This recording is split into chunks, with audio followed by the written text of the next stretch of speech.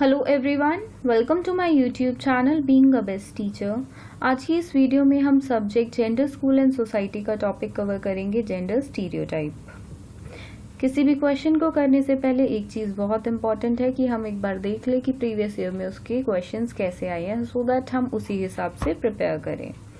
देखिए, जो आपका जेंडर स्टीरियोटाइप का क्वेश्चन है ये 4 मार्क्स के अंडर ही आपका आया हुआ है, 16 मार्क्स में नहीं आता है ये क्वेश्चन, तो हम इसको 4 मार्क्स के हिसाब से ही प्रिपेयर करेंगे। देखिए, पर जेंडर स्टीरियोटाइप में ये कुछ भी पूछ लेते हैं कि जैसे meaning of gender stereotype, types of gender stereotype, negative effects of gender stereotype. तो ये meaning, types and negative effects तीनों ही हमें जेंडर स्टीरियोटाइप के अंडर कवर करने हैं। Now let's see what is gender stereotype. देखिए, ये जो पॉइंट्स यहाँ पे आपको दिख रहे हैं, आप इसी फॉर्म में अपने अगर एग्जाम में लिखते हैं तो you will get full marks, because इससे पूरा आपका meaning of gender stereotype complete हो जाता है।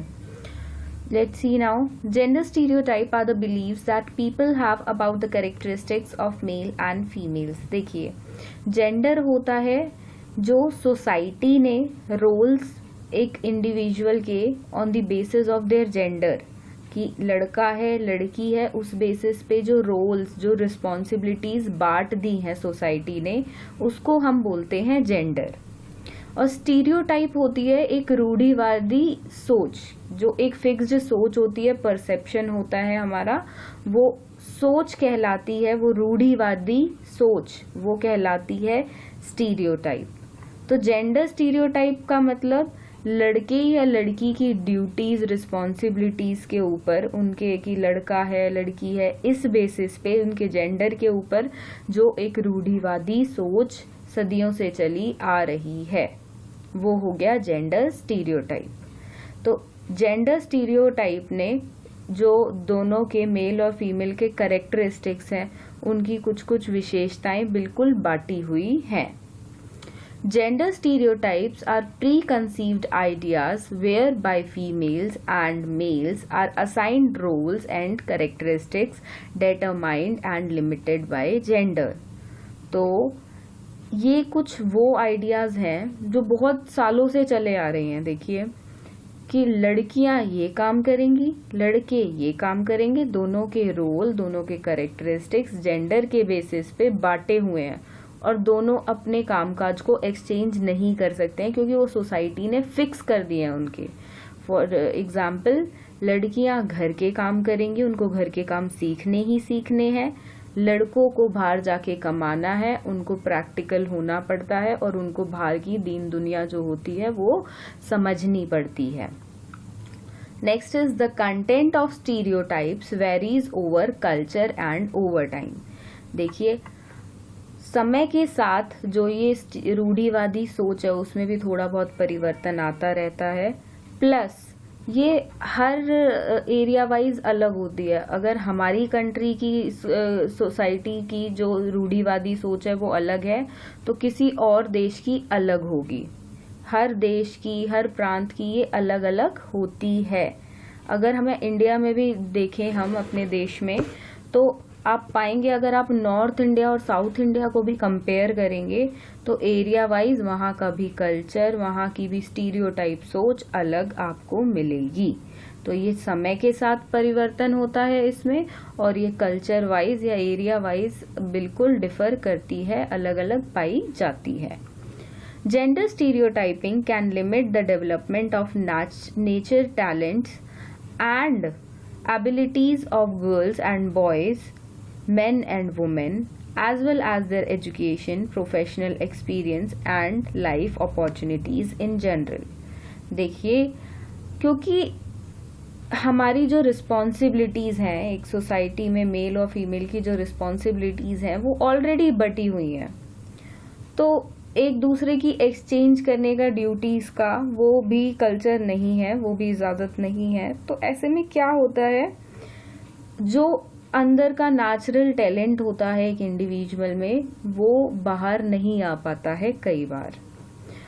फॉर एग्जाम्पल, किसी लड़के को कुकिंग करना पसंद है, वो हाउस होल्ड वर्क में अच्छा है, बट वो नहीं कर सकता क्योंकि ये काम लड़कियों के लिए असाइन किए हैं सोसाइटी ने कि लड़कियां ही ये काम करेंगी।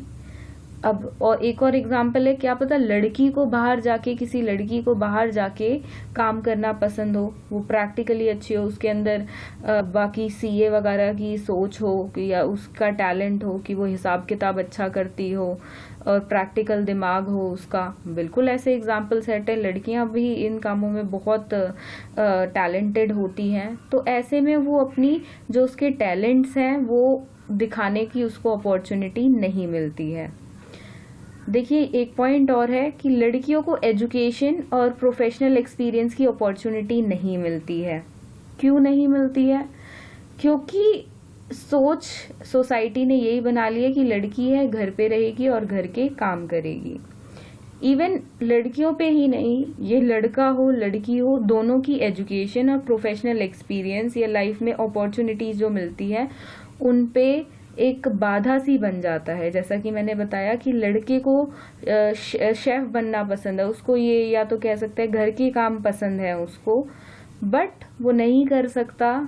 एंड सोसाइटी ने क्योंकि ये जो रोल्स हैं वो ऑलरेडी बांट दिए हैं, तो ऐसे में क्या हुआ, उसकी वो प्रॉपर उस चीज़ की एजुकेशन नहीं ले पाया और उसने कहीं ना कहीं अपने मन को मारा, उसके टैलेंट को बाहर आने का मौका नहीं मिला और उसको लाइफ में अपॉर्चुनिटी इस चीज़ की नहीं मिल पाई।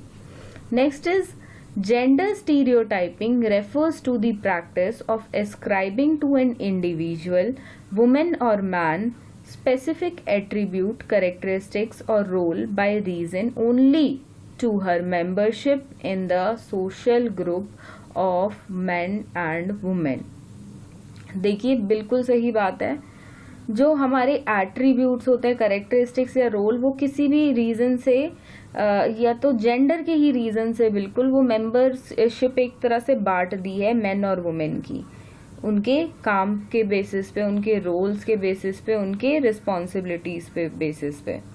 देखिए अक्सर देखा गया है कि अगर बच्चे होते हैं एक कपल को, तो हमेशा माँ ही उसका ध्यान रखती है, तो ज़्यादातर बच्चा माँ के पास रहता है, क्योंकि पिता का काम बच्चे को संभालने का नहीं होता है। ये जेंडर स्टीरियोटाइप सोच है कि माँ ही बच्चे को संभालेगी, उसकी परवरिश करेगी, इसमें पिता का हाथ नहीं होता है, वो नहीं करता है ये सब, क्योंकि नर्चरिंग का काम, केयरिंग का काम ये लड़कियों के काम माने जाते हैं।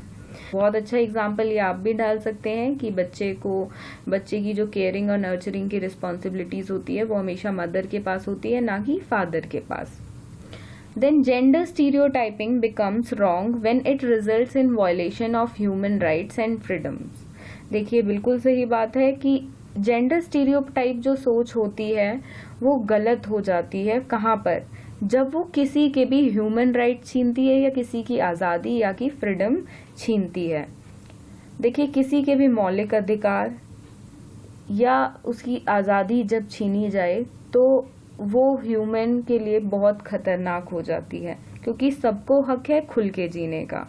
पर जेंडर स्टीरियोटाइप देखा गया है हर सोसाइटी में ये कहीं ना कहीं लोगों की आज़ादी छीनता ही छीनता है। फॉर एग्जाम्पल, अगर कोई लड़की बाहर जाके काम कर रही है तो सोसाइटी उसके पेरेंट्स को इतना प्रेशराइज कर देती है, एग्जाम्पल्स दे दे के इसने ये हुआ, उसकी बेटी बाहर गई थी, उसके साथ ये हो गया, तो ऐसे एग्जाम्पल्स कुछ दे दे के कि वो भी अपने बच्चे को घर बिठा लेते हैं और बाकी पेरेंट्स भेजते नहीं है। और एक टाइम पे जैसे ही एजुकेशन पूरी हुई लड़कियों की शादी कर दी जाती है। तो ये जो सोसाइटी ने एक स्टीरियोटाइप सोच बना दी है, कुछ लोग इससे बाहर भी निकलना चाहते हैं तो नहीं निकल पाते हैं। तो एक तरह से आज़ादी एक इंडिविजुअल की इन स्टीरियोटाइप सोच की वजह से छीन ली जाती है। Example of wrongful gender stereotyping are the failure of criminalize marital rape based on societal perception of women as the sexual property of men.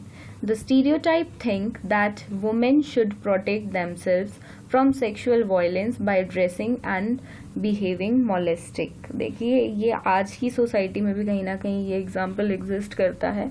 लड़कियों को अक्सर बोला जाता है कि ढंग के कपड़े पहन के बाहर निकलो, वरना आपके साथ शारीरिक कोई वायलेंस तो होगा ही। आज जैसे कि रेप आपका हो जाएगा, आपके साथ ईव टीजिंग होगी, लड़के आपको देखेंगे, कमेंटबाजी करेंगे।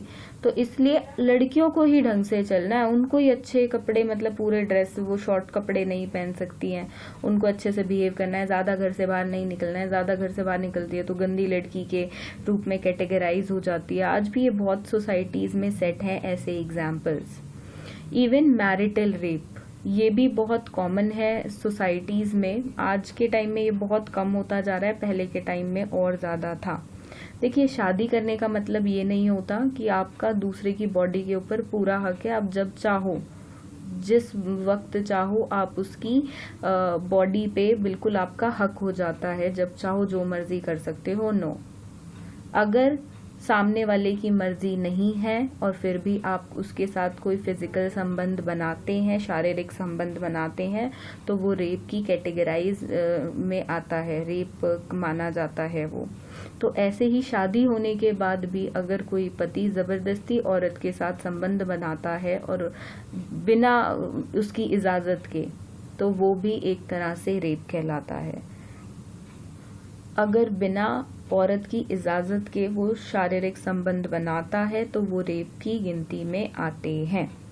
तो ऐसे संबंध दोनों की इजाजत से बनने चाहिए, वरना वो रेप कहलाता है। क्योंकि ऐसा क्यों होता है, ये मैरिटल रेप क्यों होते हैं एक शादीशुदा कपल में भी? क्योंकि आदमी की सोच ये बन जाती है, जेंडर स्टीरियोटाइपिंग यही है कि आदमी की सोच ऐसी बना देता है कि औरत तो उसका हक है, औरत उसकी प्रॉपर्टी है, उसको खरीदा है एक तरह से, औरत उसकी चीज है। ये जेंडर स्टीरियोटाइप सोच कहीं ना कहीं आदमियों के अंदर डाल दी जाती है। तो यही एक बहुत अच्छा एग्जाम्पल है ये। आज भी कहीं ना कहीं बहुत सारे हिस्सों में ये एग्जिस्ट करता है। तो this is basically gender stereotype, जो दोनों के रोल्स डिवाइडेड हैं, दोनों की आदमियों और औरतों के लिए एक सोच सोसाइटी ने बना ली है। होप सो आप सभी को समझ आ गया होगा। टाइप्स ऑफ जेंडर स्टीरियोटाइप हम अपनी नेक्स्ट वीडियो में देखेंगे, वरना ये वीडियो बहुत लंबी हो जाएगी, जिसका लिंक मैं आपको डिस्क्रिप्शन बॉक्स में ज़रूर दे दूंगी। तो आप इसके बाद टाइप्स ऑफ जेंडर स्टीरियोटाइप की वीडियो ज़रूर देखें। Thank you for watching this video and do subscribe to our channel for more such videos. Thank you.